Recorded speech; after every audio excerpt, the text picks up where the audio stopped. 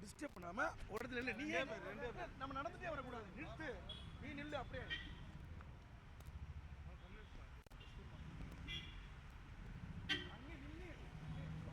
பேசு போர்ல வேணான்றுவார். இல்ல நீங்க ஒரு சந்திப்பு நடத்திருக்கீங்க. என்ன சந்திப்பு அப்படின்னு முக்கியமான நேரம் இது. ஒரு அரசியல் சூழல் மரியாதை நிமித்தமான சந்திப்பு தான். நம்ம கூட்டணியில் தானே இருக்கிறோம்.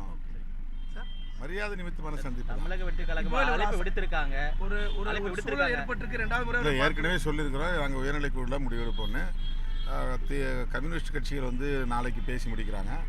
அவங்க முடிவை ஒட்டி நாங்கள் கலந்து பேசி முடிவெடுப்போம் ஏற்கனவே அறிவிச்சிருக்கிறேன். அதுதான் ஸ்டாலின் என்ன சொல்லியிருக்காரு சார்? நம்ம போற மாதிரி இருக்குமா? எது என்ன மதச்சார்பற்ற முற்போக்கு கூட்டணி ரொம்ப நீண்ட காலமா பயணிக்கிறாங்க.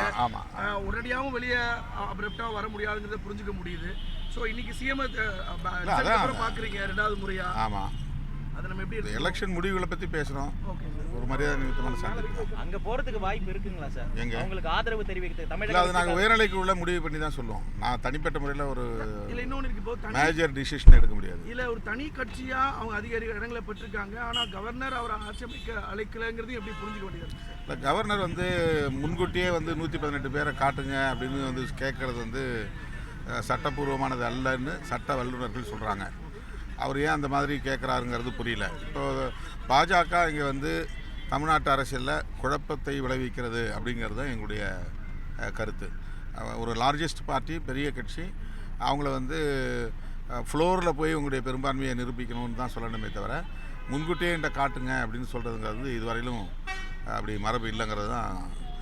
நேற்று வந்த தகவல் படி திமுக அதிமுக ஒண்ணா இணைந்து ஒரு தகவல் வந்தது சார். அது உண்மையா? அது என்னன்னு நமக்கு தெரியும். பாஜக தான் தாவேகாவையும் விஜயும் அவங்கள கையாள விரும்புகிறாங்கிறத நீங்கள் நம்புவதா சொல்கிறீங்க. ஸ்டில் அந்த ஹோப்பில் அந்த இதில் இருக்கீங்களா? இல்லை, அவரை கையாளுறாங்களோ அல்லது தமிழ்நாட்டு அரசியலை கையாளுறாங்களோ ஏதோ ஒரு வகையில் பாஜக தலையீடு செய்து கொண்டே இருக்கிறது. கவர்னருடைய நடவடிக்கைகள் அது உறுதிப்படுத்துகிறது. ஓகே, இப்போ கவர்னர் மூலமாக ஒரு நெருக்கடி கொடுக்கறதும் அது ஒரு அரசியலமைப்புக்கு எதிரானது தானே பார்க்க வேண்டியது. கட்டாயமாக அவர் வந்து காங்கிரஸை வந்து ஆதரவு பெற்றது. திமுக கூட்டணியில் இடம்பெற்றுள்ள இடதுசாரிகள், விடுதலை சிறுத்தைகள் மற்றும் இந்திய யூனியன் முஸ்லீம் லீக் போன்ற கட்சிகளுக்கு ஆதரவு கேட்டு கடிதம் எழுதியிருப்பது, இதுவெல்லாம் வந்து பாஜகவுக்கு ஆத்திரத்தை மூட்டியிருக்க வாய்ப்பு இருக்கிறது. அதனால் விஜய்க்கு வந்து இந்த மாதிரியான நெருக்கடியை தருகிறார்கள் என்று நாங்கள் நம்புகிறோம். உங்களுடைய பதில், உங்களுடைய முடிவு நாளைக்கு எதிர்பார்க்கலாம். ஆமாம், நாளைக்கு. Thank you sir.